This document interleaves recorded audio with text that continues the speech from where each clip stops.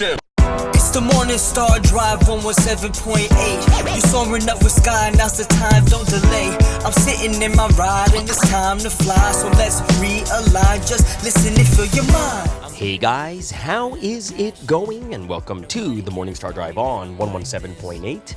It is Wednesday, November 5th, and so happy for you joining us. We are ready to start another day together with the Lord. So subscribe to us on YouTube, do not follow us on SoundCloud, and make sure to support us on Patreon. So today we have an exciting podcast for you. We have world news, the evangelism word study, and of course commentaries, updates, and news on what is happening around the world in this history today. All right, everyone, how are you doing? It's a wonderful and awesome Wednesday. We're in the midweek. Don't forget, we have Q&A Thursday tomorrow and every single week, so get those questions ready. Send them to me whenever you can. And if you haven't yet, please leave a like and comment to build our community. Just super happy for everyone joining us every weekday on the Morning Star Drive. So let's get up and support each other each and every day. So this week's Sunday message title is, It is a Blessing Because God is Destroying the Wicked. Amen. So we did the Sunday message word study on Monday, and of course, not tomorrow, but the day after, we will be doing the Wednesday message word study. But we know we got the Wednesday service tonight, so I hope you guys will be enjoying that also. I'm very, very thankful. We're already in the midweek. Right. I hope you have had a wonderful beginning, first half of the week. A lot of things going on around the world and in this history. And it's just really, as we know, we're already moving towards we're almost finishing off the first, by the end of this week is literally going to be the first week. Friday is going to be ending the first week of November, which it means it's fast. Time is just going by fast right now. A lot of things to do, a lot of things to catch up on. I'm hoping that all of you out there, whatever promises or the things that you really wanted to do for God this year, I really hope you get it done and get those things you want to do for God. Especially for me right now, the biggest thing that I'm doing at this moment, it's obviously lecturing, and I'm working with these newcomers. I'm meeting them one-on-one now and such. And I'm meeting, these are really, really good newcomers. And yeah, the ones that I'm meeting are the ones that are, what's the right word? They're the ones doing really well, right? They're the ones doing well, meaning they're the ones receiving, they're the ones receiving the word the best, right? They're the ones who are kind of realizing more deeply. So for me, I'm just this is really great that I'm able to meet them. And how many do we have? I'd say we have probably anywhere from 45 to 49 newcomers.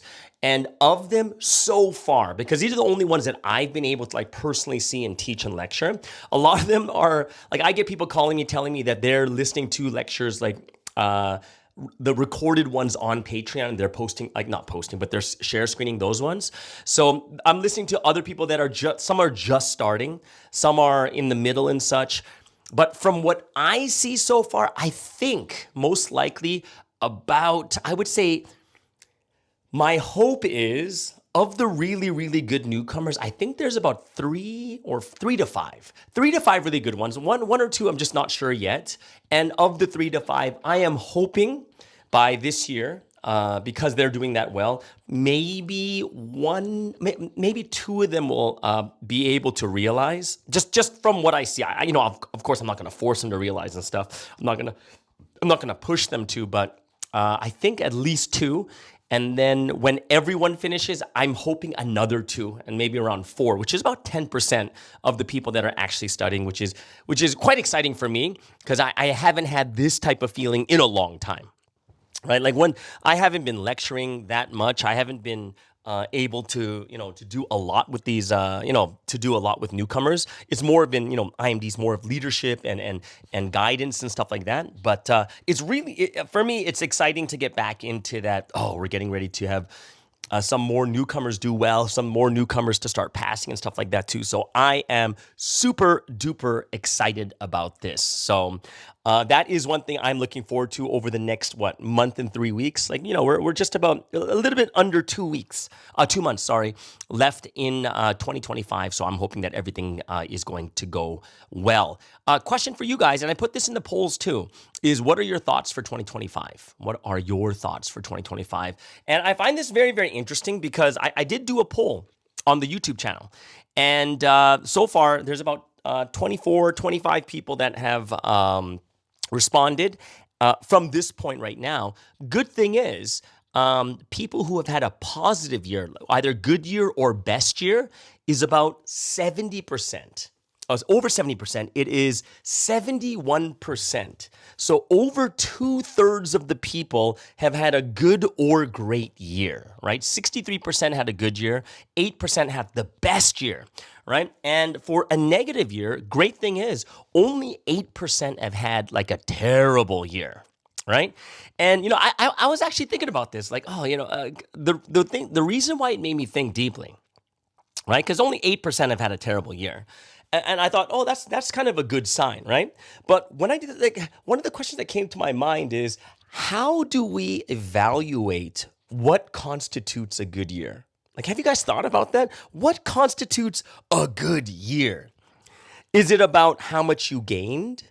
Is it about how much you were blessed? Is it about, is it about how good you feel about it? How much difficulty or suffering you didn't go? Like, what would constitute a really, really good year, right?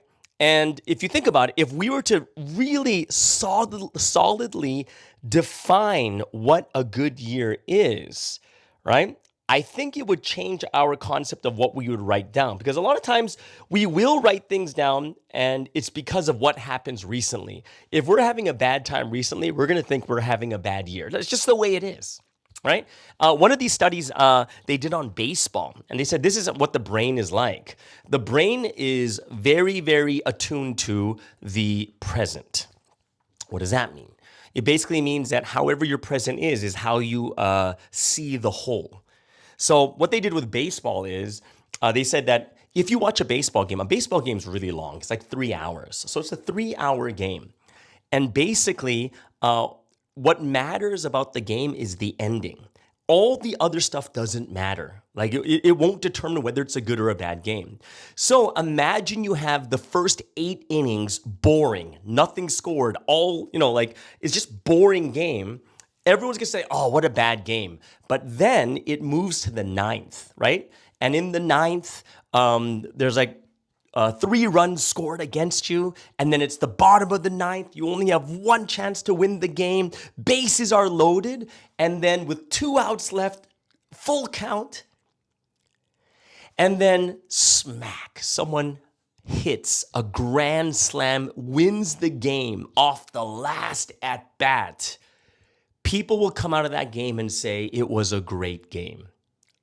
Even though the first 8 innings were terrible, right? If they just left early and said, oh, terrible game, and they just leave, then they're going to just think that it was a terrible game altogether.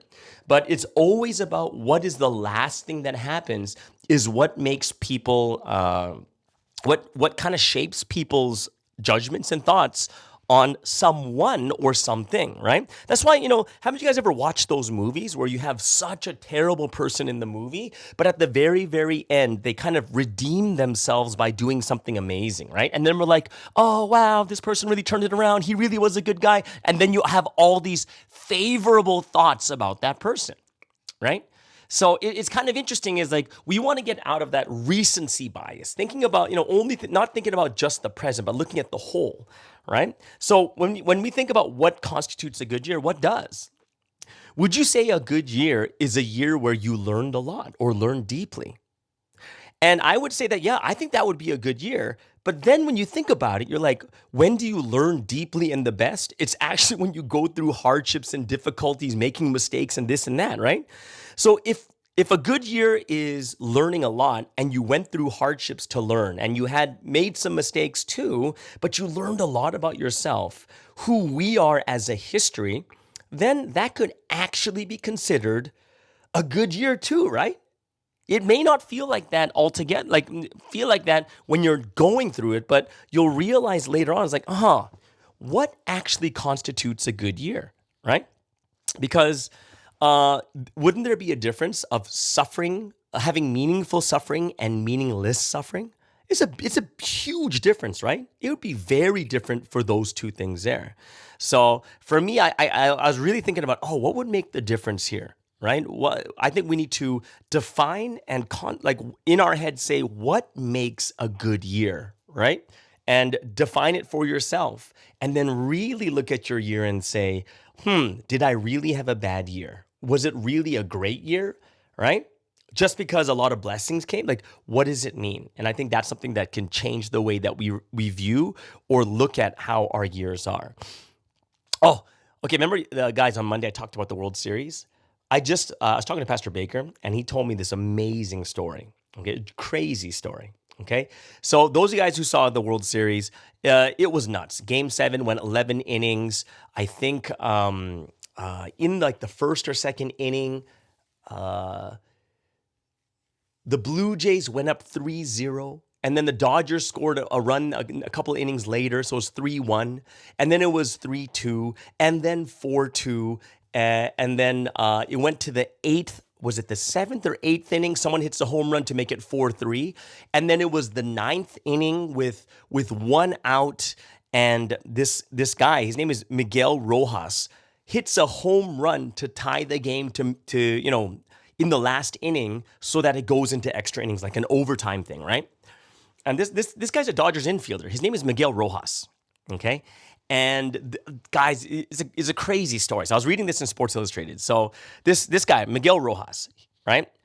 He was leaving the team hotel Saturday for the World Series game. And this was in Toronto. So he's leaving the hotel, and his wife, Mariana, left him with a kiss and a message. And she said to him, "You're gonna hit a home run today." So, Rojas chuckled, right? He's like, And Mariana had told him the same thing the day before. And actually, she had done so almost every day since the Dodgers clinched the National League pennant after he actually told his wife, "I want to hit a home run in the World Series." Like, he said it to his wife. And his wife, every game, said, "You're going to hit a home run. You're going to hit a home run." Now, here's the thing. Rojas isn't even playing. He's like a substitute, right? So, and even then, like this for the World Series, even in the prior series, he hasn't even he hasn't even had a hit in 31 days, right? And 25 of those days is because he wasn't starting in the World Series, right? So whenever the wife was like, "You're going to hit a home run," he tells his wife, "How am I going to do that if I'm not playing?"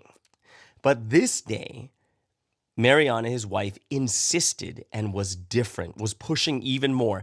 And Mariana told his husband this: "I prayed about this, and I received a vision from God of the number 11, right?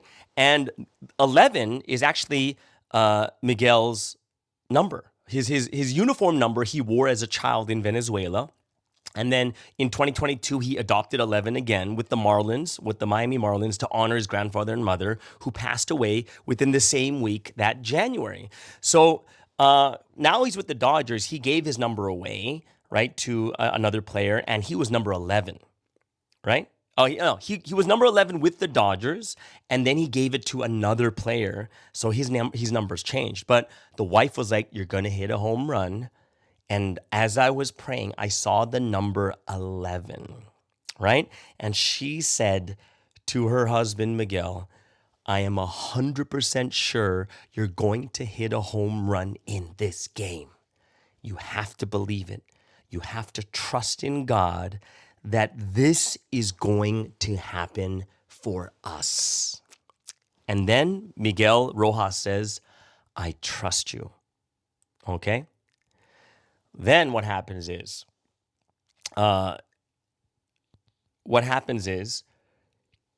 the coach for that game texts Miguel and says, "You're playing. You're playing." Right? And Rojas is like, "All right, this is amazing."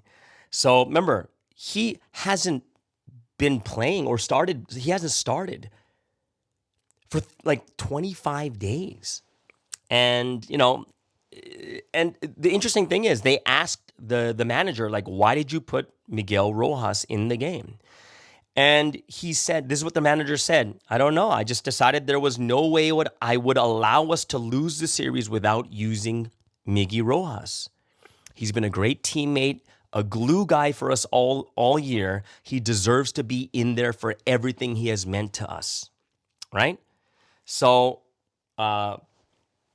in game 6, there's another guy named Alex Smith. He hits a home run to win game 6, okay? And all of a sudden, game 7, Rojas is in the game, right? And, basically, even the manager was saying, this guy is so good. This guy, Miguel Rojas, is so good. He's the glue guy. He keeps people together. And one thing you'll find amazing is one of the best superstar, like the superstar on the team, one is Shohei Ohtani. The other one is Mookie Betts. And Mookie Betts has so much praise for Miguel Rojas because Mookie Betts took his position. This guy never complained, but he would be coaching him on how to be a shortstop every play because he'd be in the outfield instead. And every play, like, oh no, in this one you better be doing this. And he'd always be learning. And this year they say that Mookie Betts is probably going to get a Golden Glove as one of the best in his position, right? So this is how good of a guy he is, right? And the manager said that, I've won 3 World Series already. And sometimes you just got to use your eyes, you got to use your gut, and you got to trust your players. And I have enough players that I trust. I have all that other stuff, but you've got to let players play. They want to compete, and I hope now people understand that I don't just look at numbers, right? So, game 7, last game, you got to win. What happens? Game 7, bottom of the 9th, okay? And the Dodgers were 2 outs from losing game 7, 4-3, right? Oh, so not, yeah. So, this is it. It's the 9th inning, losing by 1. If you don't get a run, game is over and you lose the World Series, right? And it was kind of like they don't have very many at-bats. They had 2 at-bats left, basically, right? And it's pretty crazy that all this pressure is on him. And Rojas comes up to bat, and the wife is like, this is it. Remember what she said to him? She said, you were 100% going to hit a home run. I prayed about it, and I saw the number 11, right? So Rojas goes up to bat, 9th inning, down by 1, and they have to tie it or the game is over. The pitcher, first pitch, second pitch, third pitch. And if you guys don't know what a full count is like 3 balls and 2 strikes. And basically, if you do a bad pitch, then you get a free base. And if you can strike him out also. It's high pressure. And crazy thing happened. On the 6th pitch, guess what time it was? It was 11:11. And she screamed, oh, our number. And the pitch is thrown, and Miguel Rojas hits a home run to tie the game. And he hits a home run. And here's the thing. Rojas isn't even a power hitter, right? Especially it was a breaking ball pitch.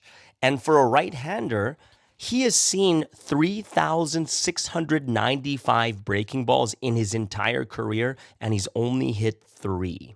3 out of 3,695 breaking ball pitches. And the breaking ball comes, pitch 3,696, hits it 387 feet for a home run. It was the biggest home run of his life, like the furthest. And it was the most important. And as he crossed the plate, he pointed towards his wife like, yes, we did it. And his wife was obviously screaming and crying. And basically she said, the wife said, it was like I felt God is telling me, I told you it's going to happen, and you have to have your faith in me no matter what happens. And, it was a situation where everything was lost. And she in the interview, she says, it looked like everything was lost It's amazing. God is amazing, right? And it only happened because the manager said, let's give him a chance. He hasn't started in 25 days. And, the wife was like, finally, we have our chance. And, he got his wish. Wife prayed for it. And she saw the number 11, and he hit a home run at 11:11 p.m. That is crazy, right?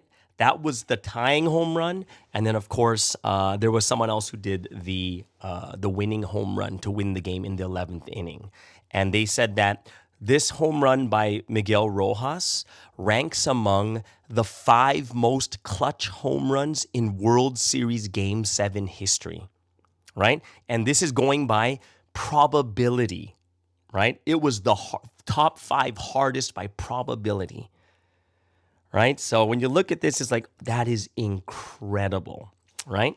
So, I couldn't believe, when I heard that, I was like, this is crazy, right? But I found it I wanted to share this because it was done through prayer. The wife was praying for her husband. And it's one of the things I talked about, was it this week or last week, of how important it is for someone to be praying for you. I think I talked about it, was it on Monday, when I told you that, I have this buddy of mine right before my Zoom Bible studies, he prays for me to have a great Bible study. He does, right?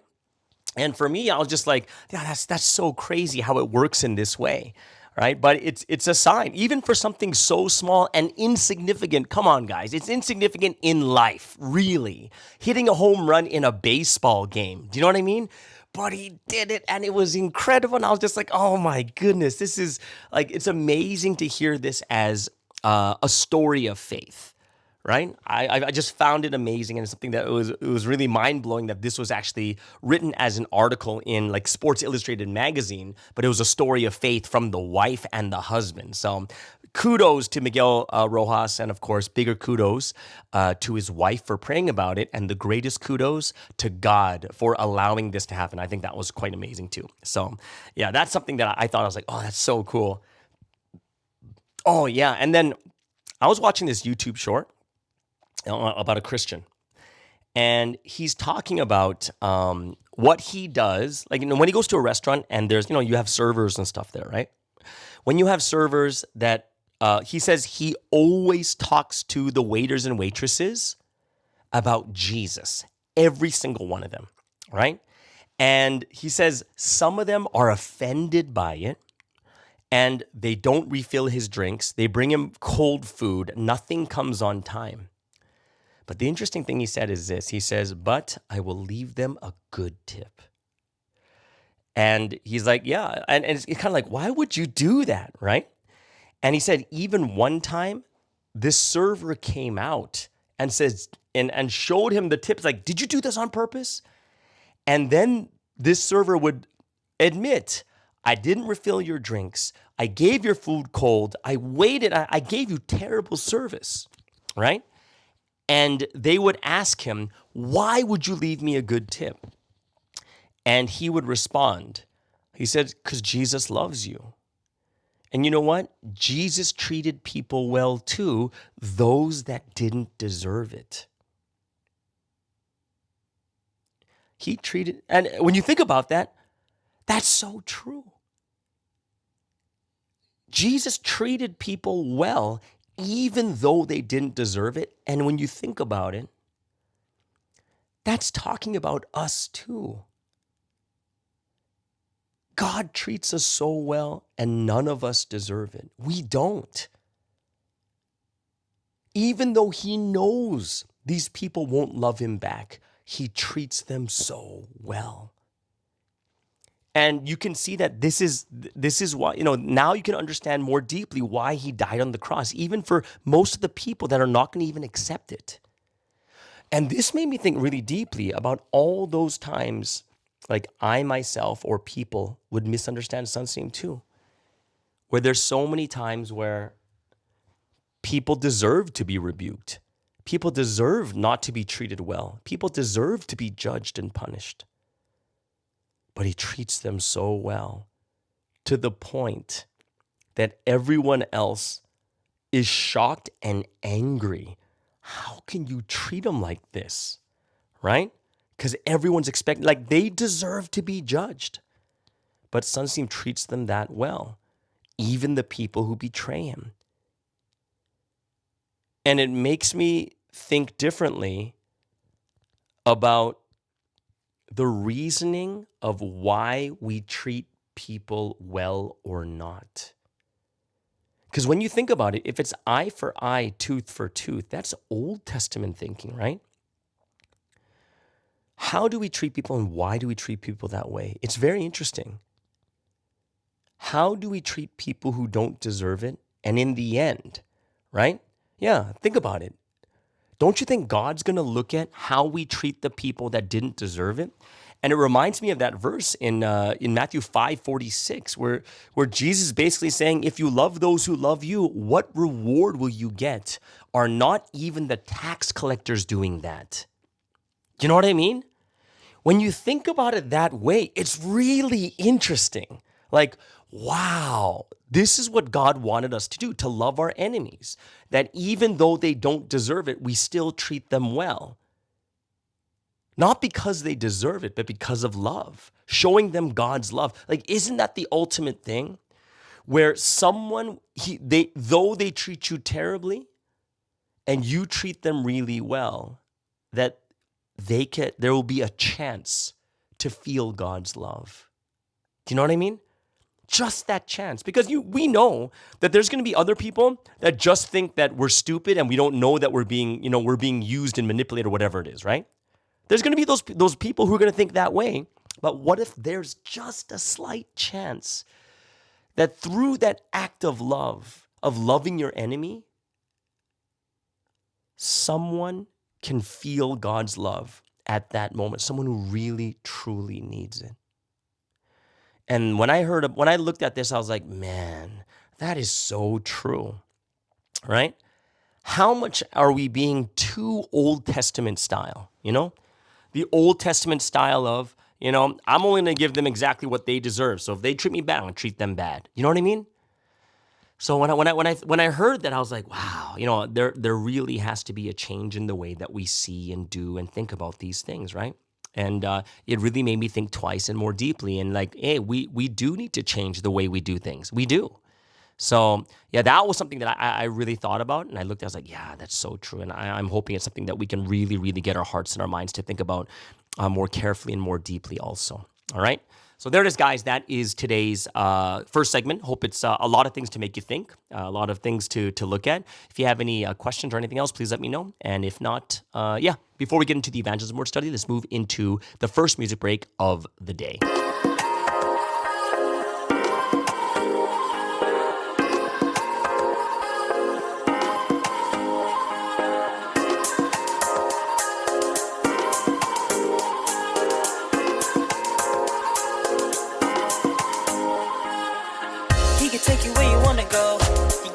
Show him that you want it though. He can show you where you wanna be. You gotta put in words that'll be unseen. Look, and it's just like that. Take it to the golden city just with a snap. You don't even got a trip, no, we got your back. All you gotta do is sit back and relax. There's this love between you and I that is so strong. I don't wanna ever lose it, then I'll be alone.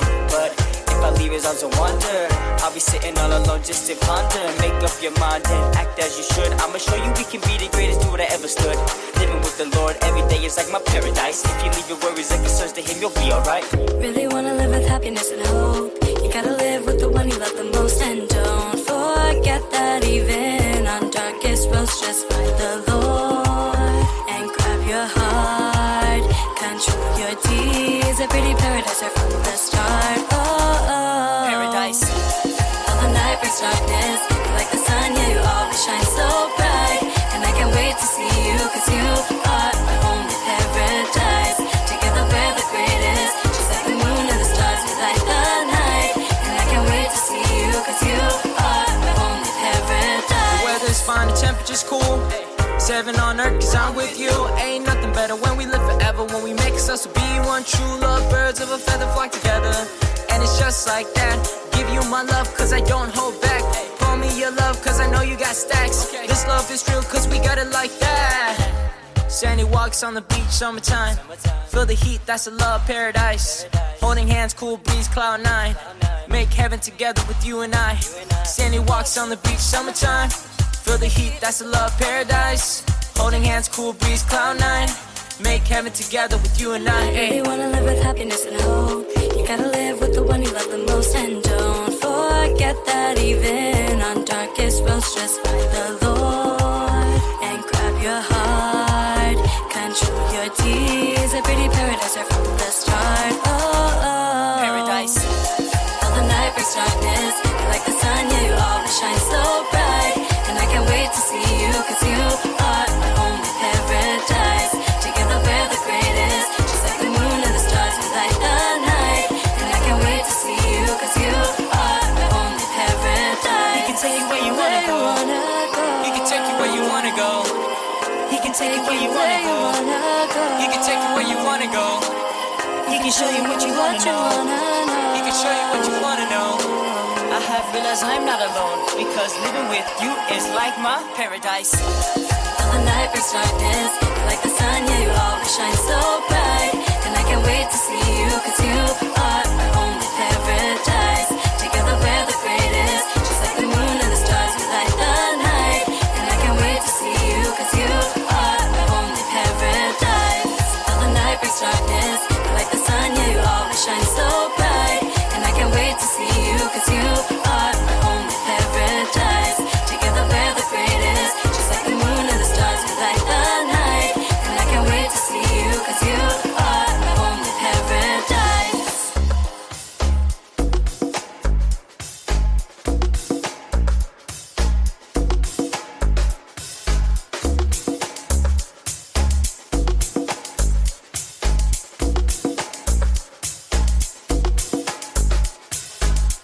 All right, so let's get into today's evangelism word study. And there are a couple things coming up right now, especially as we have a lot of people who are finishing Bible studies and people, there's a bunch of things that need to be done right now, especially when it comes to, I would say, discernment. And I think this is one of the hardest parts, especially when it comes to newcomers. People evangelize. Evangelism is not easy to come by. And when you have a newcomer, I think one of the hardest things to do is to discern whether someone should continue or not. Do you know what I mean?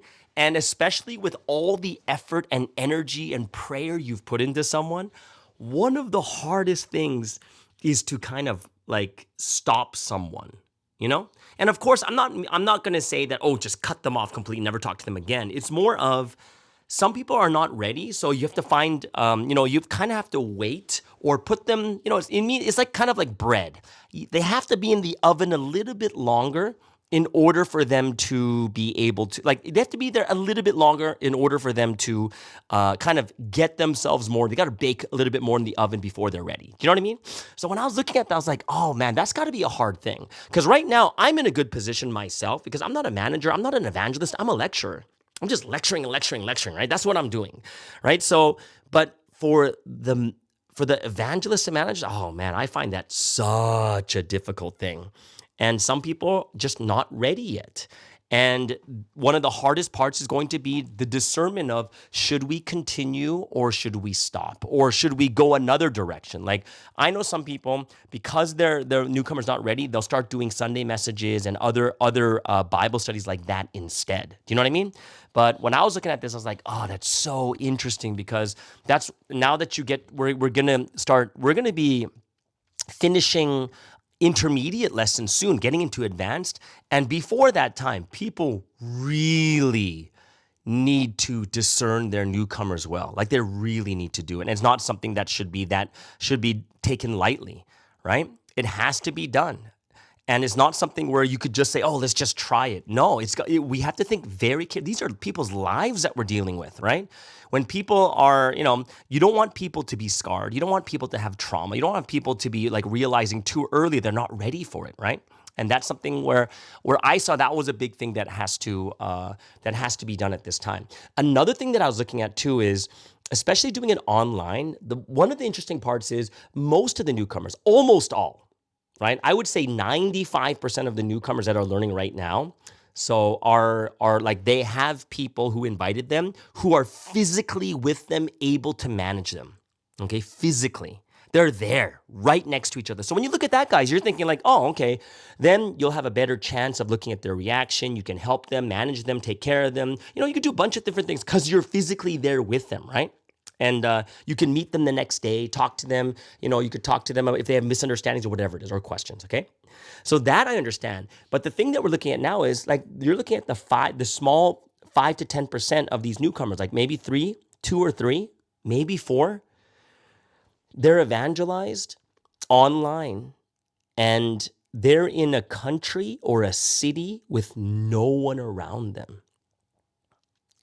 And that becomes another big issue because we just never dealt with this before, And we have these people that are like,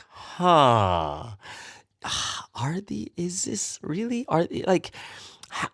can we really know what they're thinking? Can we really take care of them that well? How do we discern them that well if we're not even next to them? We can't talk to them that often. We can't see how they're living their life or these other, man, that's a tough thing. And not so much as tough as in like, we're never going to know. No, I still think it's possible because, when you look at the former faith today, a lot of them are just kind of in that type of position, right? They are in that type of position, right? So when I was looking, I was like, oh, that's so interesting how it's done this way. So then it made me think to myself is like, wow, how are we going to take care of these people in that situation? And of course, I can just easily say, let's start an online church, right? Let's start an online church. And I can say that it's something easy to say, but I don't think people realize how much work and effort an online church actually takes. It's a full-time job. You're not doing just sermons on Sundays. You're doing quiet times. You're doing other things. You have people have to work on the website. You have to have a good you have to have lighting, audio, all these are different things. They're all going to matter, right? And of course, it's not going to be as big in the beginning when the church is really small, but you still need a team. You need a team to be working on this every single week like a full-time job. And when I saw this, I was like, oh, that's so interesting. And I was like, oh, well, what how are we going to do this, right? How are we going to take care of people that are basically online only in countries where there's no church, in cities where there's no members around them at all, where no one can really, really take care of them and stuff? And it's interesting, and I think this is a good problem. Good problem meaning we've never dealt with this before. It's the first time we're going to try it. Let's just see what happens, right? Let's just see what happens. And then if it happens, we're going to make the mistakes. We're going to go through it, and we're going to find out whether things work out or not. And that's just the way it's going to be because we've never done it before. And I think that's something that is a good thing about starting. That's one of the hard things about starting something new is that you're going to deal with things that no one else has dealt with before. We've always had the traditional church of a physical place, everyone gathering together, right? Yes, we are starting to use Zoom and other, we have Palm Station apps and we have websites and this, but that's more of a secondary, method, right? It's not the primary method where it's primary is in the church together, meeting the same people. That's the primary method that we're using. Secondary is online. It's not the primary one. But when you go to an online setting, doing these on Zoom, doing these in this way, you're going to see that it's actually, what's it going to be like when you have online as your primary method? No one's tried it, and it's something that we got to, we're going to work through the kinks as we go, but it's not going to be that easy, and we're going to have some growing pains, right? And I was like, wow, how are we going to take care of these people? That's going to be a really, really hard thing. It really is, right? So I am hoping that that we can have, that we'll really be able to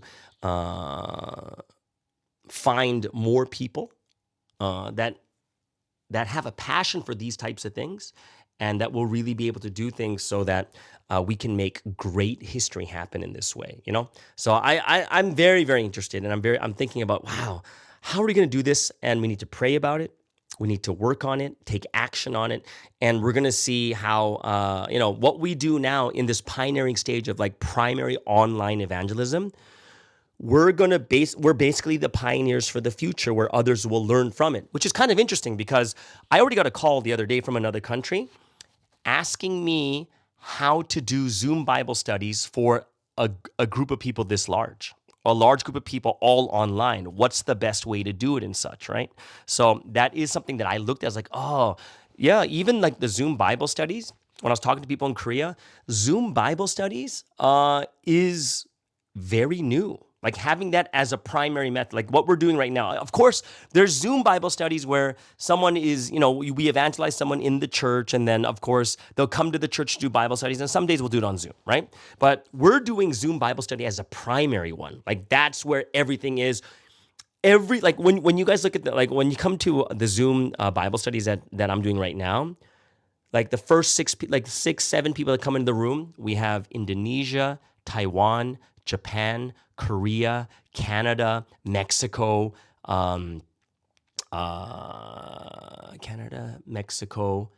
What other countries was there? There was Singapore, and at one time when we were doing Bible studies on Thursdays, the first 6 people that came in, all 6 of us were all from different countries. It's crazy, right? We're like, whoa, oh, you're from Africa. It's like, oh, and it's just kind of one of those. It's one of those amazing things where you're like, this is really, we're making an online community, right?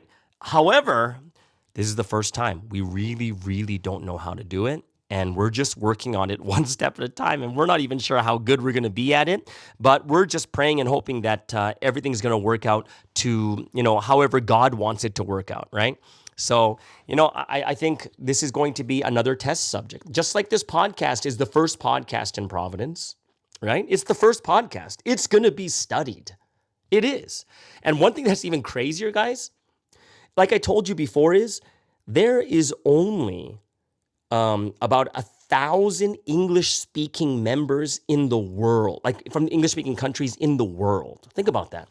Less than 500 in the U.S., right? 100 something in Canada, that's 600. You have about another 60, 70, even if you add Europe, Australia, New Zealand, all of Africa together, you're probably going to end up with less than 1,000.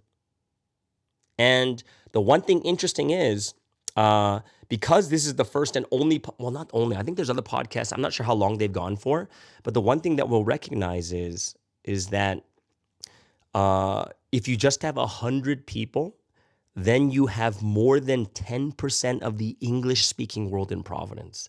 You have 200 people, you have more than 20%. And these are huge market shares, right, of people that are doing this, right? And that's something where we need to learn as we go. We need to learn. We have to try it out. And I'm excited because I know this is going to be studied in the future. Every episode, and particularly 2023, those episodes are all going to be studied. 100% they're going to be studied, right? It's going to be part of history, what's going to be studied. What else is going to be studied? Guess what? Zoom Bible studies, as the primary way of evangelism. Zoom Bible studies are going to be studied also, of how to do this too, and how we manage and how we bring people, how we gather people, and how do we keep them and manage them when there's no one around them. That's all going to be studied, and that's something that we really, really have to understand also too, right? So I do think it's something that we do need to look into, and it's going to be something that we need to understand. It's going to be a big thing in the future, and we're just kind of, it's just the stepping stones right now. It's the foundational things we're doing right now, because in the future, you're going to have so many podcasts, so many channels, so much social media, all about Providence, and we're all doing the beginning stages of it right now, okay? So there it is, guys. That is today's Evangelism Word Study. Hope you guys really enjoyed it. If you have any questions or anything else, please let me know. And before we get into the world news, let's move into the final music break of the day.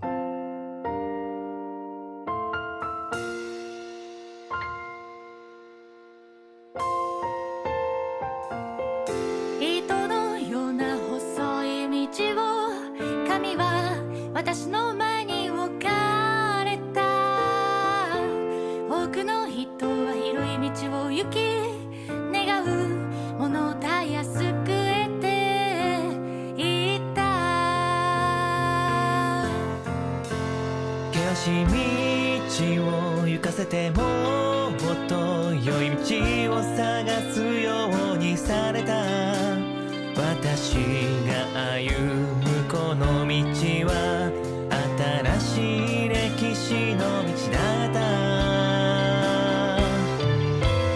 神様の中で生きる生の価値と望みを失わずにどんな困難に襲われても命の道を主と共に歩もう神の創造目的なしたこの生を奪われず生きよう光の世界にいる人たちは昼にすべきことを考え生きる夜の暗闇にいる人たちは夜にすべきことを考え生きるこの世界は永遠な世界のために創造されたものだから暗闇から抜け出して永遠な命の道へ行こう神様をもっと愛するなら心の目が開かれて神が構想した神秘的な世界を悟るようになるだろうそこには愛と義と光の黄金天国が広がってる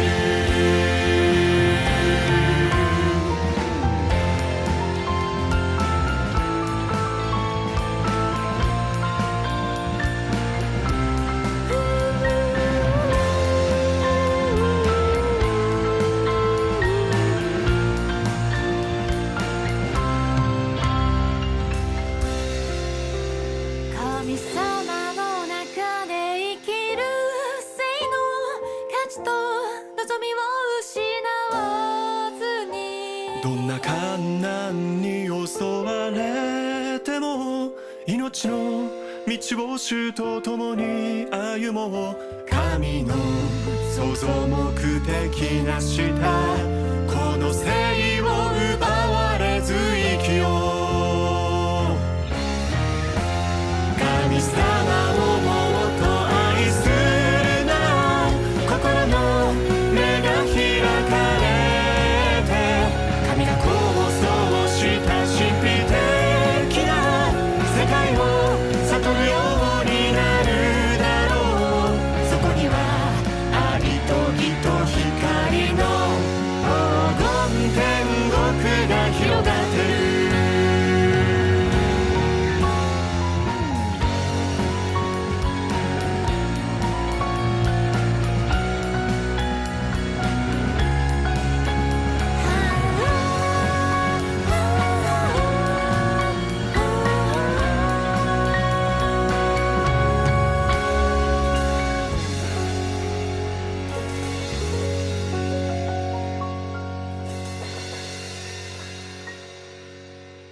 Okay, so let's get into the world news. What are some of the news that are going on around the world?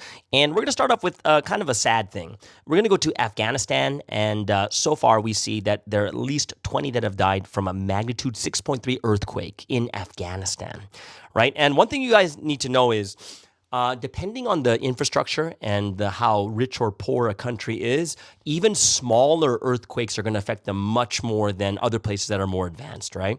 So we already know that at least 20 have died in an earthquake that struck northern Afghanistan, and the toll expected to rise as rescue efforts continue. Hundreds have also been left injured. The earthquake struck near Mazar-e-Sharif, one of the largest cities in Afghanistan, that has around 500,000 people. And it was in the pre-dawn of Monday at around 1 a.m.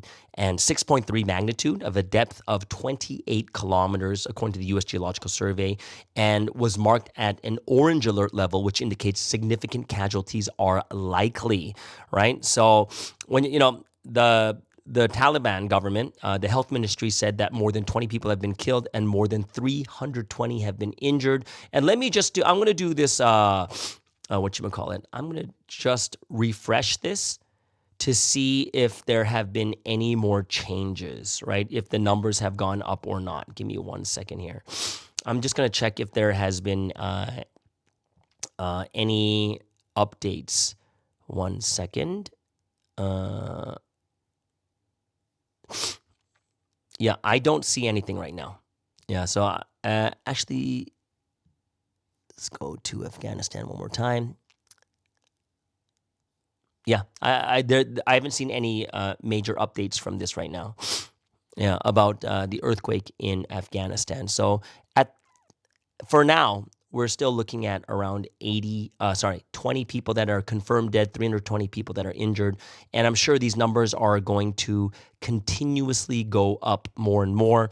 And then also on top of that, there's at least 3 dead as a typhoon causes devastation in the Philippines. So there's a typhoon called Kalmegi has flooded large areas, including entire towns on the island of Cebu. So already 3 have died there. So we have these natural disasters that are happening here. On to other news around the world. Donald Trump, the president of the United States, has finished his Asia tour, right? So basically, the U.S. presidential trips abroad have traditionally been an opportunity to display the power of the American nation on the world stage.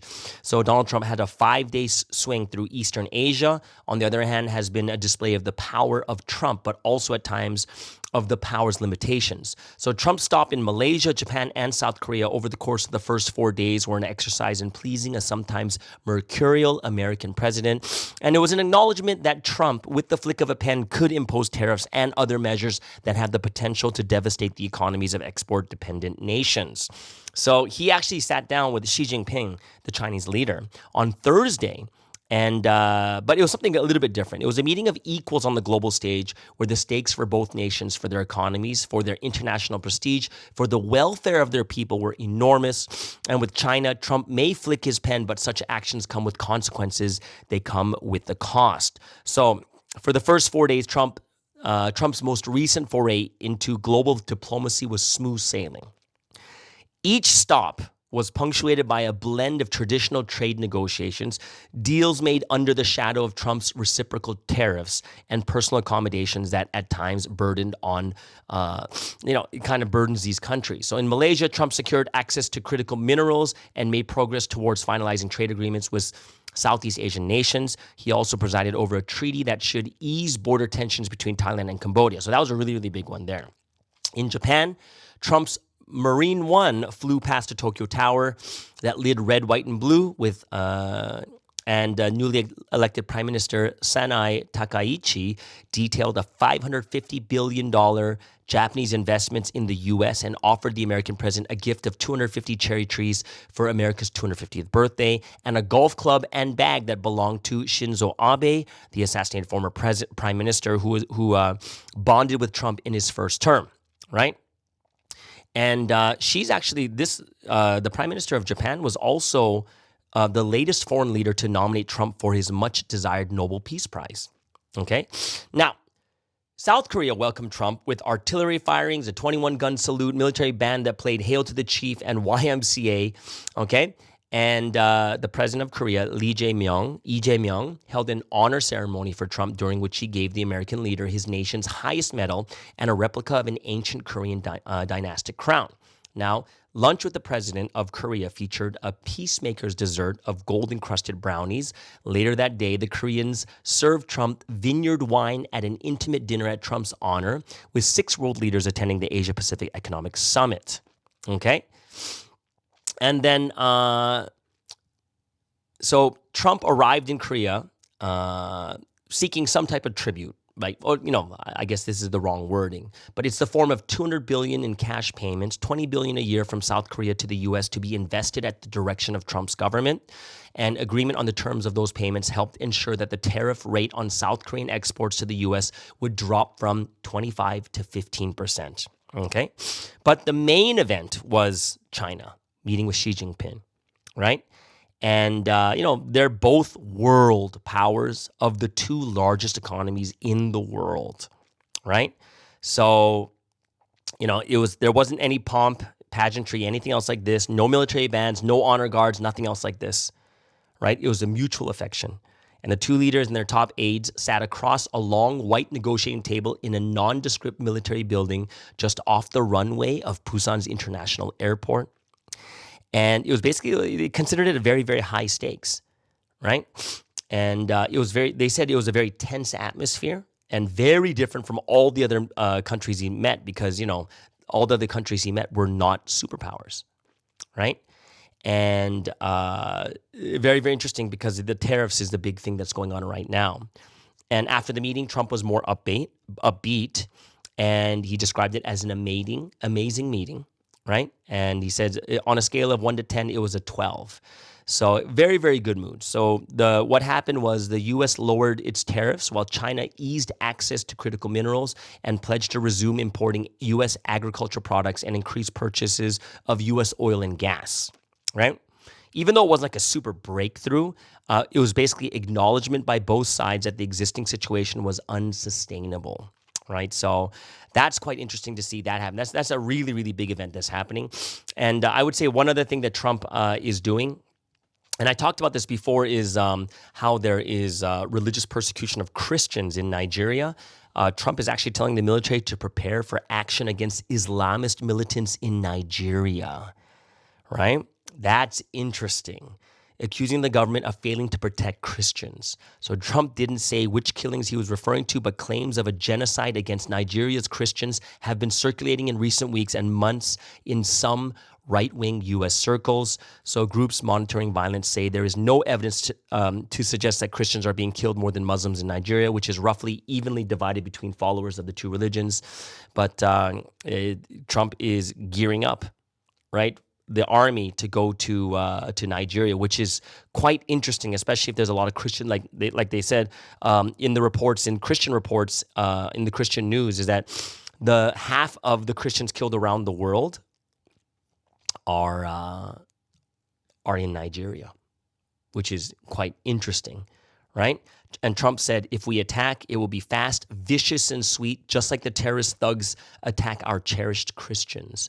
So it is basically Trump protecting Christians in Nigeria, which is pretty incredible, right? And it seems like this is what, one of the things God talks about is the judgment, right? That God is cleaning up things right now around the world. So that is something that I looked at. I was like, wow, that's pretty intense and pretty amazing to see these types of things happening. All right. So there it is, guys. That is news from around the world. Hope it's something that you guys gained a lot of strength and power from. If you have any questions or any things you want to add, let me know. Put in the comments below. We'd love to hear from you guys too. Okay. So everyone have an amazing and awesome Wednesday service. And that also means we'll see you guys again tomorrow on the Morning Star Drive on 117.8. It's the Morning Star Drive 117.8. You soaring up with sky, now's the time, don't delay. I'm sitting in my ride and it's time to fly. So let's realign, just listen and feel your mind. I'm burning with desire and the passion. Nobody can stop me when I'm like this. I got my